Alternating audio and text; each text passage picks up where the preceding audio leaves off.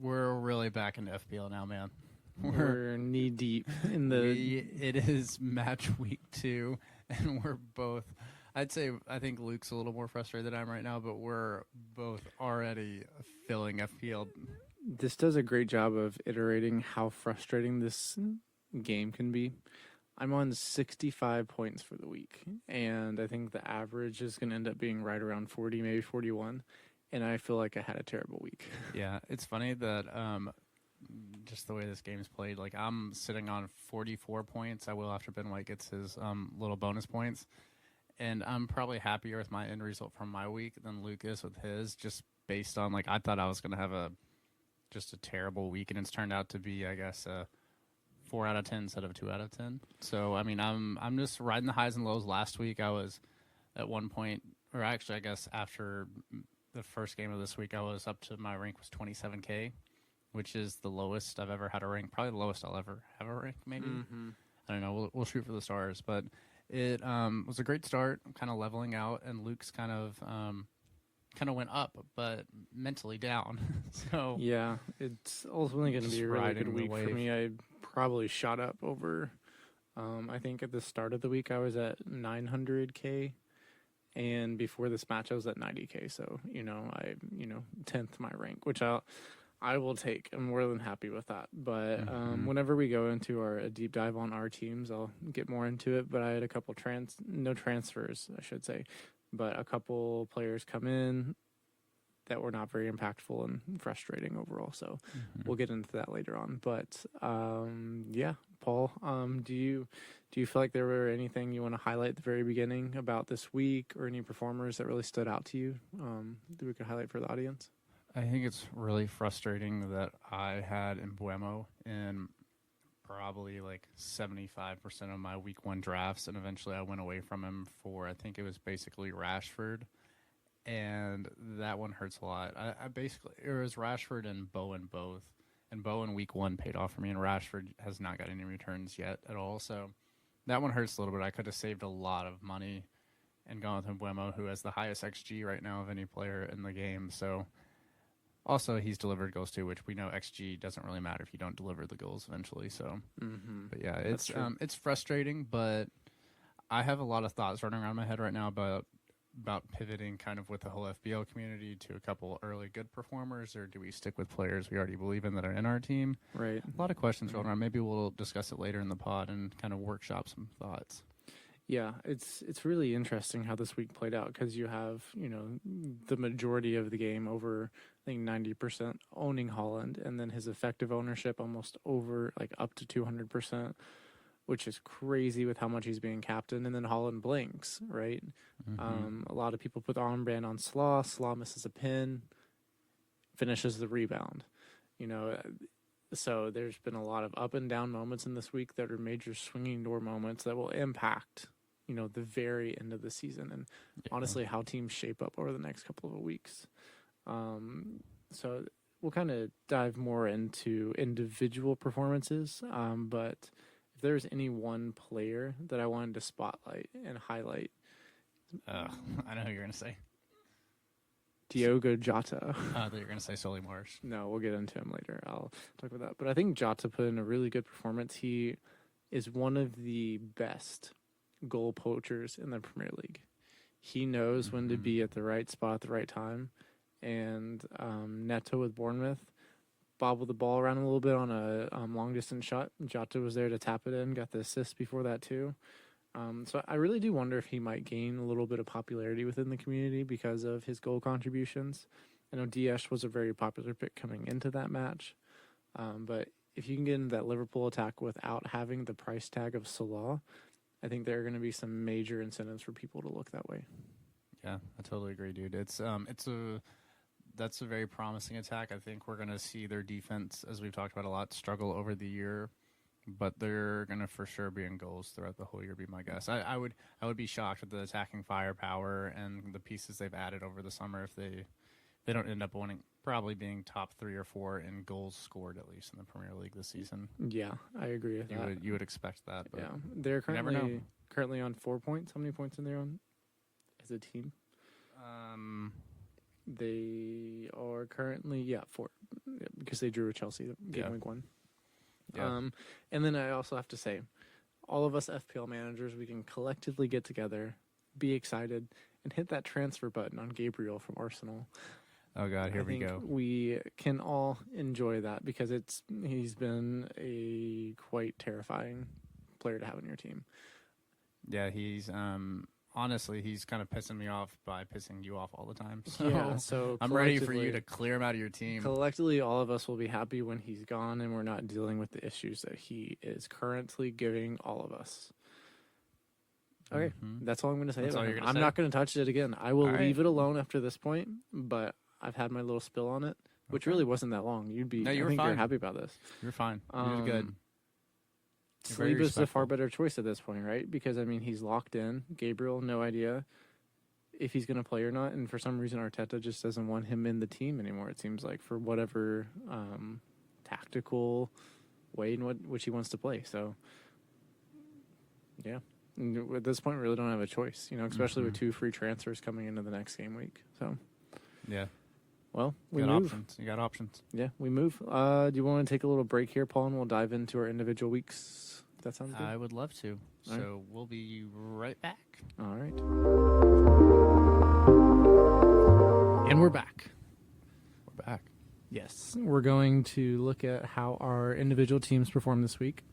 We're not going to bore you too much with the, minute details of how every player performed. But so for game week 2, I am sitting on 65 points. A good week. I'm very happy with it. I think there are little things that I'm frustrated with that are going to maybe cause me some issues in the long run, but we'll get to that later on in the pod. So I had Matt Turner in goal for a 2-pointer.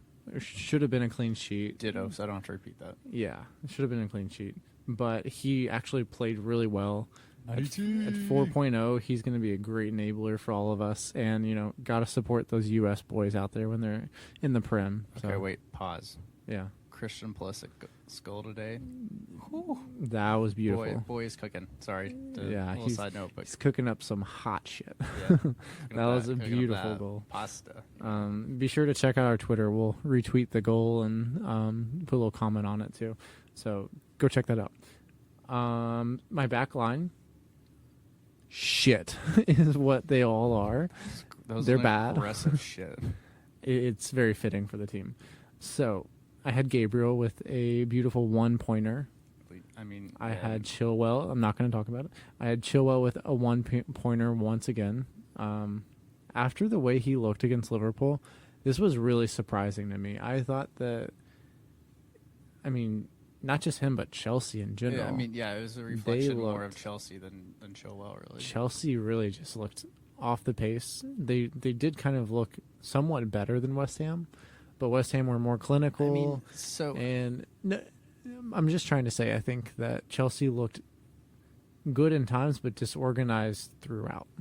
So the thing is, though, if you look at it, Chelsea was 1-1 against West Ham, and they had the pen shout for Sterling. Mm-hmm. And I forgot, my memory's failing me, but they didn't give that. No, they did. They got a penalty, and then Enzo's got saved. If he makes that penalty, that game turns out completely differently. Yeah, I agree. But I still think from an FPL perspective, watching the way they played, it doesn't... I'm not interested in getting any more Chelsea assets than Chilwell that I currently have. Yeah, that's valid. And I think a lot of people were looking to jump onto them. Yeah, there were some people saying triple up on Chelsea and all that, and that's just not. It's too early, And Jackson could very easily have a great week over their next run of really nice fixtures, but I'm just kind of worried to go there when I think there might be some better options available. Yeah, that run of fixtures, dude, where it's gonna go to Luton Town, Nottingham Forest, and Bournemouth. That's really hard to pass on. It is. Yeah, I get that. Honestly, if you look at the next 5 fixtures, it goes Luton, Forest, Bournemouth, Villa, and Fulham, and then Burnley actually for the next 7. But to counter that, Brentford have almost equally as good of a run, and they have 2 proven assets up to this point. They look like they might be a better option for us to look at, which are Brian Mbeumo. and Wissa up top. Both of those look very interesting, along with Rico Henry. All three of those entering my thoughts this week. To finish up my back line, I had Estupiñán with, a beautiful goal. He got one bonus too, I believe, but he did get a yellow and they conceded a goal. So his total was a little limited by, some of the little things here and there. If they would have kept a clean sheet, it would have been great. Yeah. Would have hauled. He would have. He would have been on for probably at least a 2-pointer, maybe 3. And then if he doesn't get the yellow too, he's probably on 3 bonus points. Yeah, I wouldn't be surprised if he did. I mean, that could have been easily a 21 pointer, which is absolutely mad. Yeah, and that's the thing with Estupiñán, right? Even if after the first 3 game weeks, Brighton do have a tougher run of fixtures, but I'm going to keep him. I do not think that there's anyone out there who's a better asset at his price point. What you're getting out of him, you just stick him in the squad and you ride out whatever fixtures they have. And as far as I'm concerned. So do we want to do your defenders, Paul? And then we can let's go to your goalkeepers and your defenders. Okay, so I also have Matty T, which we discussed him, so we kind of know we're on the same page with that. But I also had Estupiñán, like you said, 11 points, which honestly my backline saved me this week. Without my backline, I would be struggling big time. And then I had Ben White, who got me a 7-pointer. He's on 6 right now, but he'll end up with 1 bonus point, which really a good performance from Arsenal to keep that clean sheet whenever you go down to 10 men around the 65th minute. Which they shouldn't have been on 10 men. That was some suspect refereeing. Yeah, that was bad. I completely disagree with the red card there. I mean, both yellow cards for Tomiyasu were just both questionable easily. And it felt very harsh to give him a yellow to send him off in the second place. We talked about this during the match, but Tomiyasu has had some really poor luck in the times that he started for Arsenal. He has. He's a good player. He definitely, I think, belongs at the level. He's just had really bad luck. So hopefully he can work through that and, have some really solid performances. The thing is with Timber going down, he's going to have chances the rest of the year. So, he can easily redeem himself. And at the end of the day, it sucks. It sucks that it happened, but Arsenal still got 3 points. Ben White kept his clean sheet, so I'm happy right now. I'm biting my lips so hard right now. Yeah, don't even. We're not going into it. We're not. Who is your third defender? Ben Chilwell, 1 point. Same situation as Luke. And then I also had Nadi Cash, who got me 6 points and a clean sheet. Very nice. Very nice. Cash is an interesting one because I thought he'd have a higher chance of goals, but it seems like he's just playing a lot farther back than I expected him to. They're pushing Digne up a lot higher, and he's playing the role on the left that we thought that Cash would play on the right. And so, I will say, I think I was kind of jaded by seeing them in the preseason whenever we were up in Maryland, and Cash scored a goal, and I was like, oh, this is so nice. He's just running right down that right wing, and now it's kind of changed. So we'll see how that plays out. He's going to stay in my team. I think all my defenders are going to stay put for now. That's good. Yeah, let's hear your midfield, Luke. My midfield. So I'll rip right through all of them and then kind of come back and touch on the high points. So I had Marcus Rashford with a solid 2-pointer. I had Phil Foden with 9 points. It's a good contribution this week. Saka with 3, so I managed to get a clean sheet point out of him, which is, I'll take it at this point. Craziness. Sully Marsh with a 15-pointer. That absolute banger, right? And then Foden and Marsh in the midfield in this week is just crazy. And then I even have Jota, right, on a 12-pointer. My midfield was incredible this week. That's an all-time midfield lineup right there. The thing there. Here's the thing. I thought about bringing in Mbomo for Rashford. Oh, God, man. That would have been... If I would have done that, dude, we're looking at, historically great week there. Mm-hmm. And I wanted to roll and have 2 transfers, so I didn't make the transfer. But at this point, I really wish I would have. Retroactively, that would have been the best decision because now I'm in this space where I'm like, Rashford has forced away. I don't know if I want to transfer him out for that, but he doesn't look good as a striker. United doesn't look good. This kind of goes into the dilemma, man, of the players we really trust, and I guess it's kind of the parallel. I'm seeing parallels right now in my head between Bomo,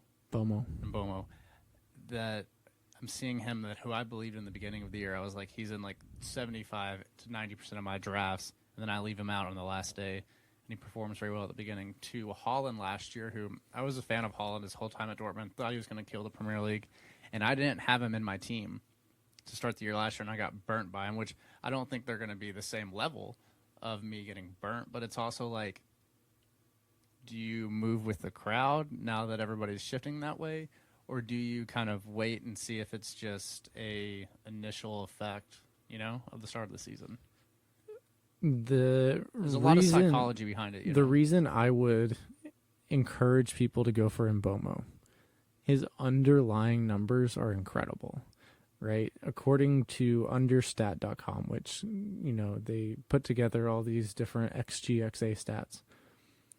Mbeumo is leading the Premier League with an XG of 2.97, a non-penalty XG of 1.45, and a measly XA of 0.09. So he's not going to contribute to assists, most likely, but he is going to be amongst the goals. He's going to be in goals, and they've scored, 6 goals already? Yeah, and the way that Brentford play, they strategically set their team up for set pieces to get pins in the box. And it's not because they're diving. They're just putting themselves in really good positions to then draw pins. Mm-hmm. So him and Wissa, 2 excellent assets I would really think about, but I think we're all going to have some pretty important dilemmas. Like, for example, now that Saka's off pins, is he locked into our teams? It's crazy. And that narrative flips so fast because Saka is currently owned by 66.5% of managers. He's probably going to get a price drop. And my big thing about this as well is that over the next 6-7 fixtures, Arsenal play Chelsea, Man City, Tottenham, and United. Those are all 4 very difficult matches that Saka could easily haul in, playing against these, equally great, if not better teams.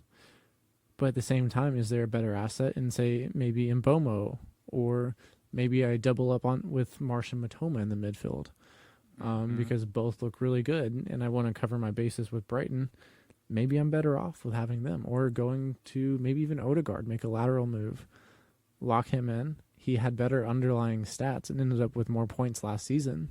Yeah. So now that he's on pins, maybe we go with Odegaard.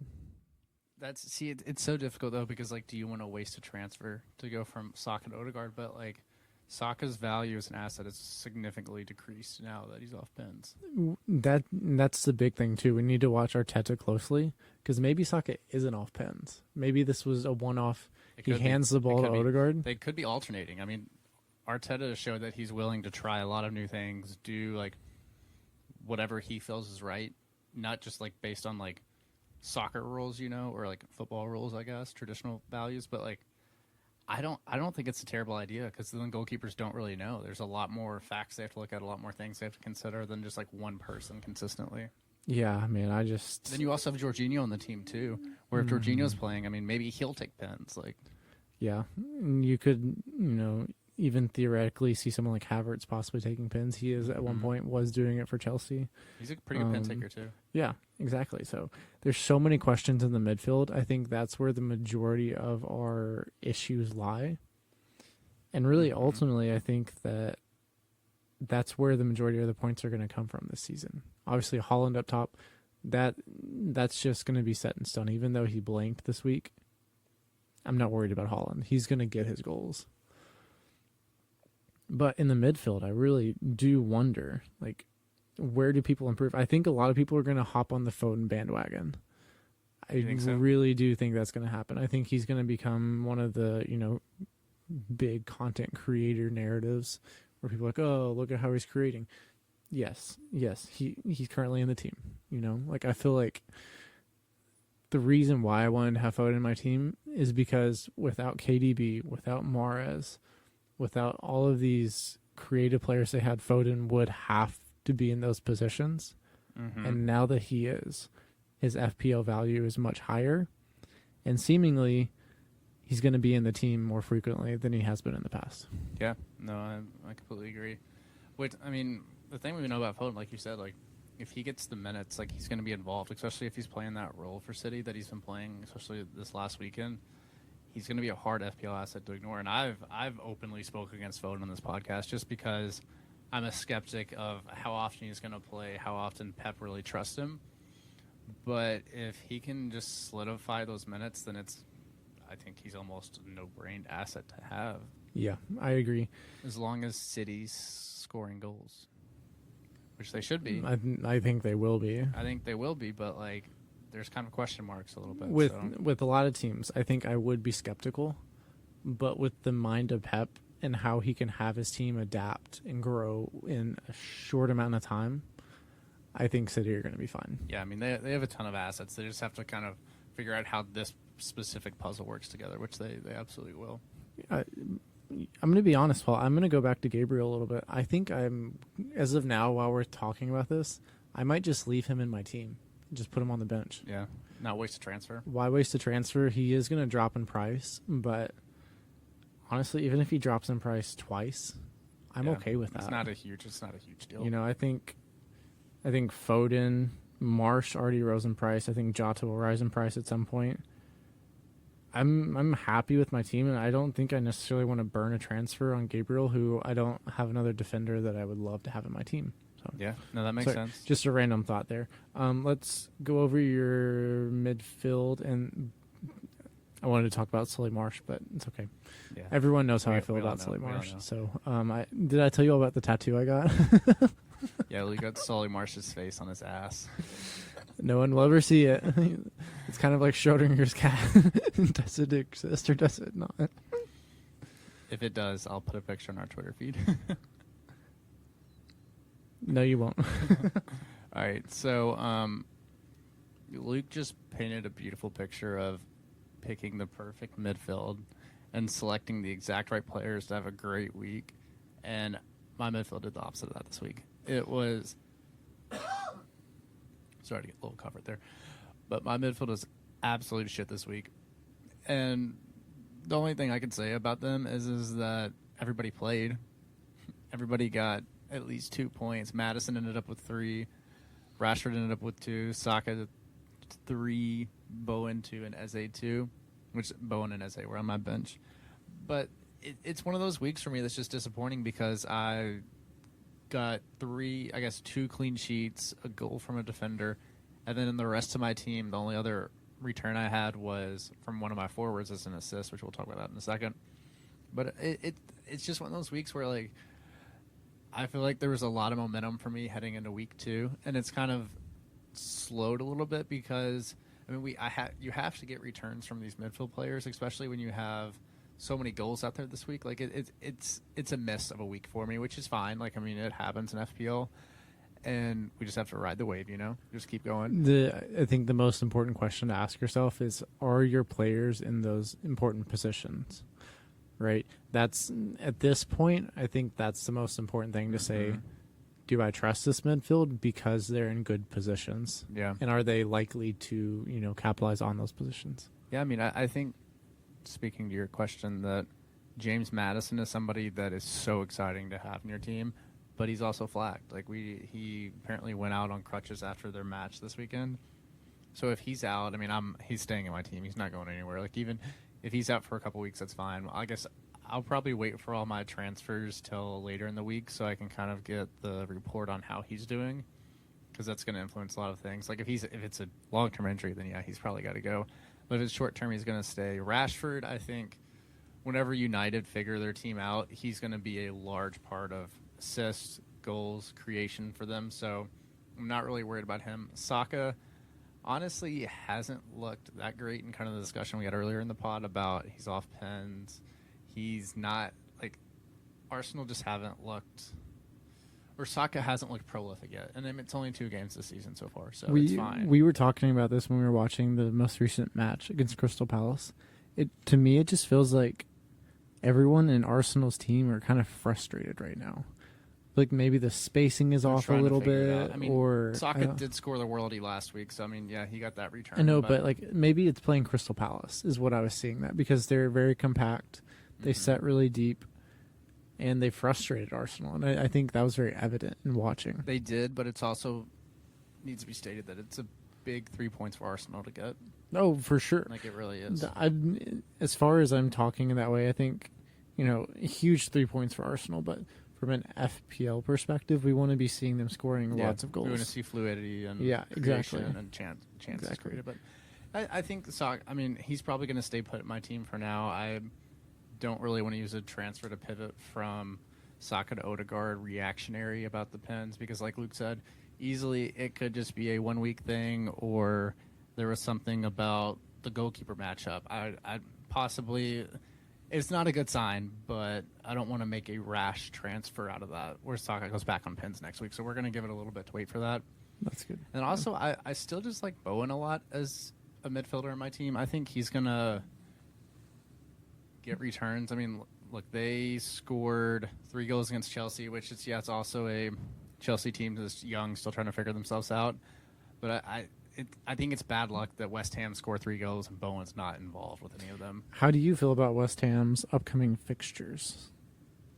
Let's see. So they play Brighton, Luton, Man City, Liverpool, Sheffield, Newcastle. Tricky. It's tricky. It's not. I think that's for sure a hold until they get past Luton, and then maybe transfer Bowen out going from 4 to 5 after. Do you think away at the Amex to Brighton, do you think West Ham are going to have much joy? I don't know. I see this Brighton defense as a team that likes to give up goals after they kind of take control of the game, and they kind of always usually let their foot off or give up a miscellaneous pin. I think there's a chance that Bowen could poach a goal in that situation. Okay. And yeah, I think it's possible. I wouldn't bet on it, but I'm just wondering because as we talk about how midfielders are so important, and you think that's one of the most important positions in our team setups, I just don't know if Bowen is the best one for the upcoming run of fixtures, to use in one of those, key 5 spots. Is the only reason I'm asking. Yeah, no, that's a valid question to ask. I mean, I think if you look at Bowen compared to even Wisa, or maybe compare him to, this would be really interesting, compare him to Foden. Let's see. Yeah, because I wouldn't be shocked if Bowen's underlying numbers are better. Let me see. Let's pull up. So basically, let's see. So Foden has an XG of 0.33, and Bowen has one of 0.27. Oh, okay. All right. So it's not even that close. Yeah. I mean, for total points, I mean, it's like Foden has 12, Bowen has 11. But the interesting part is if you look at their heat maps, Bowen has a lot more out to the side, and Foden's playing more of that central row. But Bowen also has not a large portion, but there's also like a dot of his heat map that's just centered right outside the 6-yard box, which you like to see because that means he's hunting in that area. So, I mean, we'll see. I'll probably leave him in this week. There's a chance I could move him out, but I don't know. We'll see what happens. Right. I was just kind of picking your brain, see how committed you are to him there, because I think he's someone that what is his ownership right now? Probably like what? He is sub 5%, 4.9, 4. Very close. 0.1 away. Literally sub 5, yeah. So really good differential there, I think. But there's also Foden's currently at 10.2%, Jota's at 3.2%, Marsh's at 7.4%.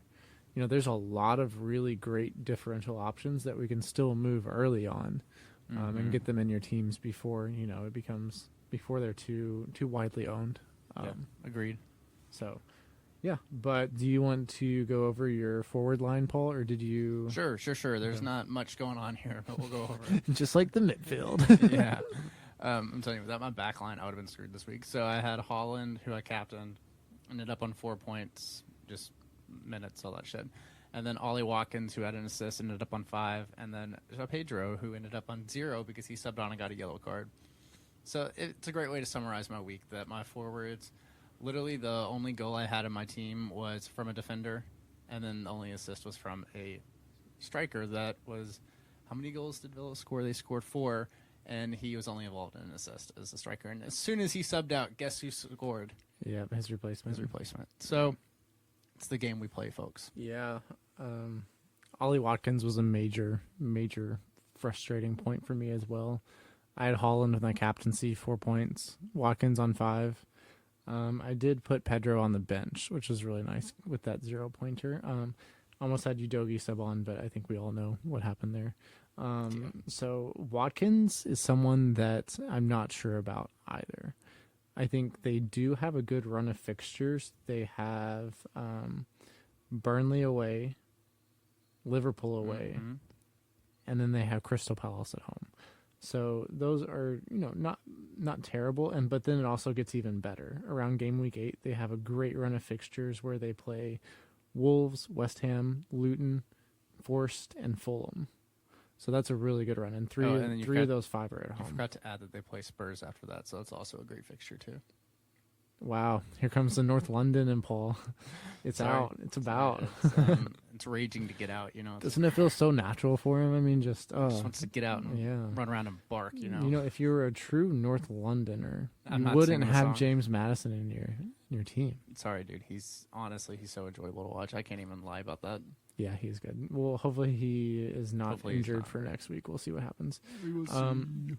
But as I was saying, I think Watkins is someone that I'm really considering moving on from. I'm not quite happy with how he's performed up to this point. And with him being off pens, for me, that's a major negative. That is kind of a sign for maybe it's time to move on. Even if he does return, I could go to someone else who probably will have similar returns at a much cheaper price. There's a interesting thought in my mind. So there's multiple ones I'm thinking. I'm kind of hesitant to say them on the pod because I don't want to give too many good ideas away. That's valid. But I think currently I have, without saying too much, I have 3 that are really at the top of my list. Okay. And we'll see how the week shakes out. Remember, everyone, the deadline is yet again on Friday. That blows, man. I hate that. We've got an early match. I believe it's Chelsea who plays. Let me see if I can just get this set up here. I believe so. Yeah, supposed to be. Yeah, no, it's Friday. Chelsea play Luton. The 25th. It's at Stamford Bridge. So early deadline. Keep that in mind when you're planning your transfers. Make sure you don't come up to the very last minute. Strictly just because we don't want the website to crash. You're not able to make your transfers. That's really a pain point there for a lot of managers. Be aware. But I have 3 other strikers in mind. I'm probably going to just use one transfer. Sit Gabriel on the bench, give him, maybe a nice little Gatorade, let him sit on there, enjoy the view, but he's going to sit there for a long time. I mean, if you were nice, you'd get him a little what is it, like a portable Nintendo Switch? You could just play it on the bench. No, Paul. What? Come on, we're not giving him that. He wants to be entertained. I don't. No, after what he's done to me, that is not. You're gonna sit there and you're gonna shut up. I'm not saying anything. I'm not going down that with you. Don't say anything. We're not going there. Yeah, but I've definitely got some ideas in mind for what I want to do for that striker position if I do that chain transfer. But I could also look at, taking Gabriel out and bringing in a couple of defenders. And for the defenders, I think that I would probably be looking at maybe Henry from Brentford. That's a good shout. He's looked really good up to this point, getting forward. I also like the idea a lot of maybe even like Kyle Walker. Yeah, you floated that one earlier. You were talking about that. The issue on that, though, is I think with City bringing in a new right wing, Walker may not be getting high or inverting the way he was. He was Newcastle. Literally by himself on the right side. He was just bombing down that right wing. It was. It was I don't know if he's. I think to me that speaks to an assist chance for him. It doesn't really speak to a goal chance. I don't think he could find goals, but if he stays in that position, I think it's more of a crossing role where he's just giving the width. Yeah. That's what I would be looking for. He doesn't even have any notable XA up to this point, really. Yeah. But it is something that's interesting to me, especially because they have a good run of fixtures coming up. Mm-hmm. Yeah. And honestly, for me, that's really about as far as I would look at this point. Yeah, still a lot of time left in the week to go. So there is. I mean, honestly, at this point, I really don't know what moves I'm going to make. I need to wait for press conferences, kind of let this week sit a little bit, simmer, do some research, and go from there and see if I want to make transfers. I mean, I have 2 transfers, 1 rolled from last week. So maybe I use one, maybe I use both. I'm not quite sure. I need to really sit down and think about the players in my team and where I see them going from here. I was going to ask, are there any like pain points within your squad that you think you'd be looking at moving on? So far, honestly, I think the 2 biggest ones that stand out are Rashford and Bowen. Especially Rashford at that price point. And like I said, I think in a little while, or whenever United figure it out, Rashford's going to be a very viable asset. He's probably, I mean, he is the quality to go on a run like he did last year, where he's just like an unmissable asset. But can he do that as a striker? That's what I'm saying. Like whenever they get Højlund back and he can play as the striker, it's going to make Rashford's job a lot easier because he loves to cut in from that left side, loves to create from there and just attack on the break. And at the 9 position, he's just really not like. There's just other things asked of him than what he's really great at. Yeah, and my kind of abrupt thesis on this is if Højlund is going to change the way that United play and make everyone much better by allowing them to play in their natural positions, why would we not just wait for Højlund to get back and bring him in whenever we get to the point of where United look like they're hitting form again? Yeah. You know, so something like, as we talked about, those midfield spots are so important this season. And if we have someone in Rashford who's blinked twice in a row and just, most importantly, hasn't looked like he's in the positions, and he's so highly owned, if we could go somewhere else that is lower owned, more not even differential, but just, you know, better for our teams holistically. Yeah, I feel like, you know, it's something to think about. I completely agree. Let me tell you, I do not want another week where my midfield gives me 0 returns at all. Yeah, that I can see why you want that. We just can't do that. If I want to have the FPL season that I want out of this year, it's just not an option, you know. Here's the thing, Paul Saka did return. He got a clean sheet. Shut the fuck up. I'm gonna Gabriel. Knew that one was coming. That was so creative. You all are I'm not even trying to be creative. You all are getting a snapshot of what our childhood was. This is a great little microcosm of what it was like growing up with the 2 of us. I was a lot meaner then too. I'm not even gonna lie. Fair play there. Yeah, but we're not gonna dive deep into our childhood trauma in the pod. We're not going to. We're just gonna avoid it. But yeah, like, do you have Do you want to keep rolling with this? Do you have any ideas you want to throw at anybody before we go? Yeah, I do.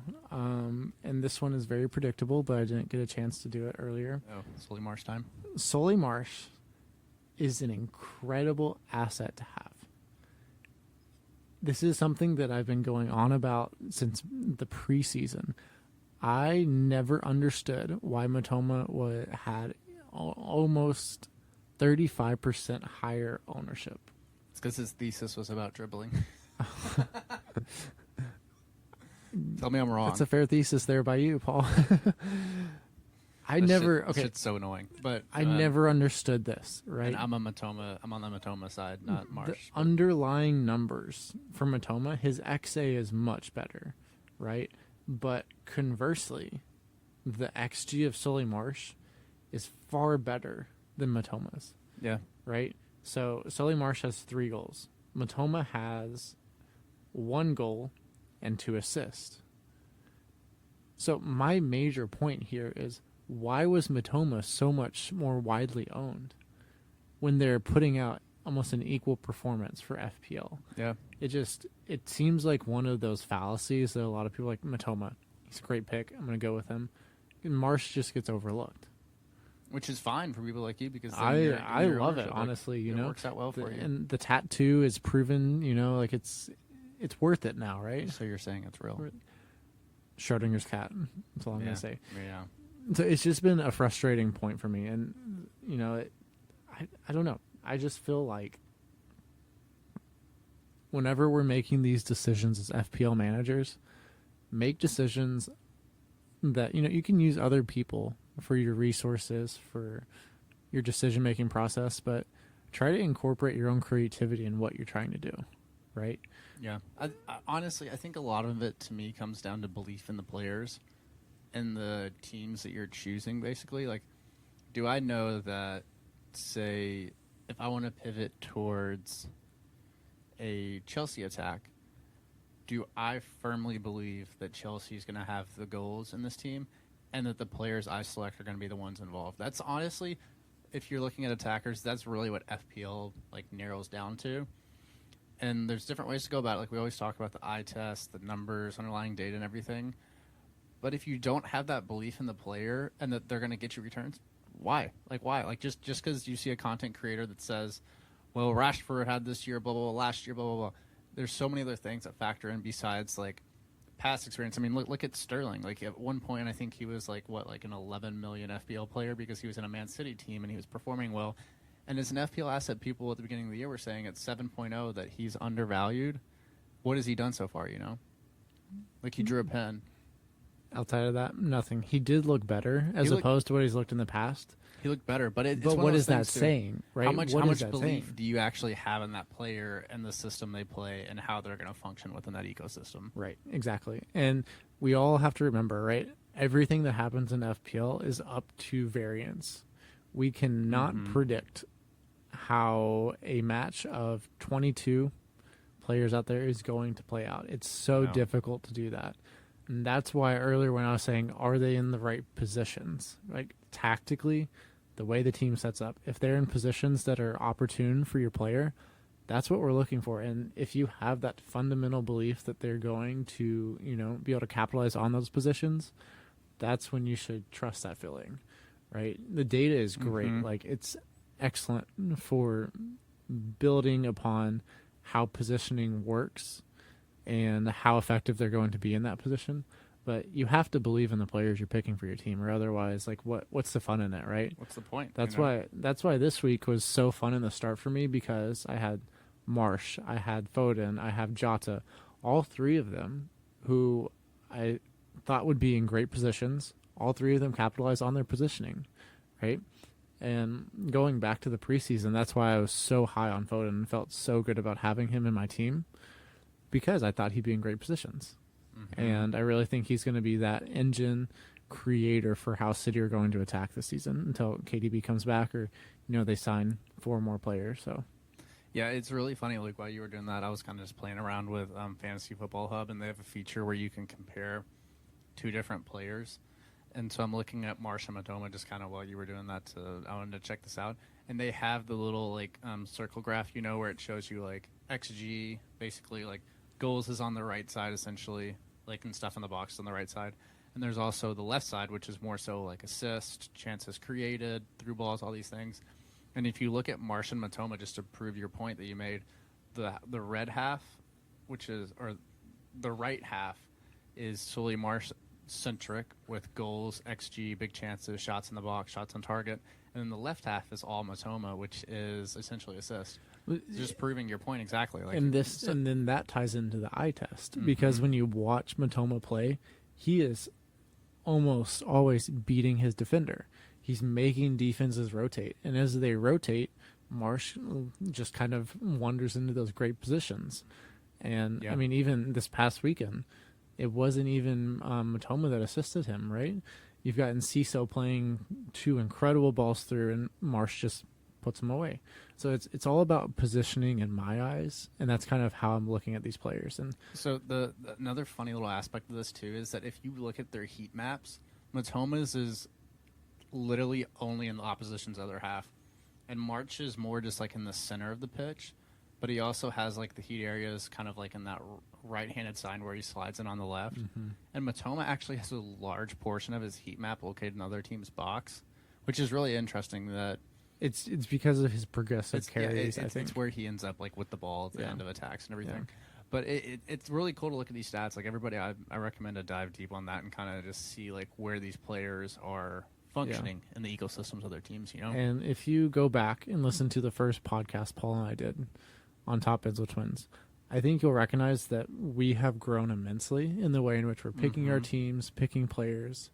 And it goes to show if we can do it, you all can do it as well. Yeah. And honestly, I think the best thing out of this is to, like, whenever you pick the right player, it's a great feeling, right? And it makes watching the Premier League, which is, in our opinion, by far the most exciting league in professional soccer.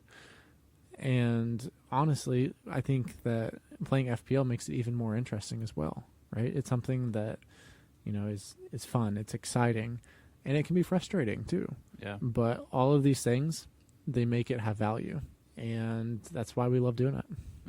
I totally agree, Luke. It's frustrating at the end of the day, but it's also really exciting. Like whenever you look down at your phone and you're watching, like, I don't remember what game I was watching, or maybe I was like driving, going somewhere during the Brighton Wolves match, and I looked down, I'm like, oh shit, the group chat's blown up.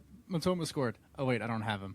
And then Estupiñán scored, and like just like these moments of like validation essentially, and like players that you picked and figuring out how you want to play the game. Like it's fun just to grow with the game, Yeah. And I think one thing that we have definitely learned is it helps so much to have a plan. Having a plan and how you want to play for one is important, but also having like a kind of weekly idea of what transfers you want to make, if you want to roll.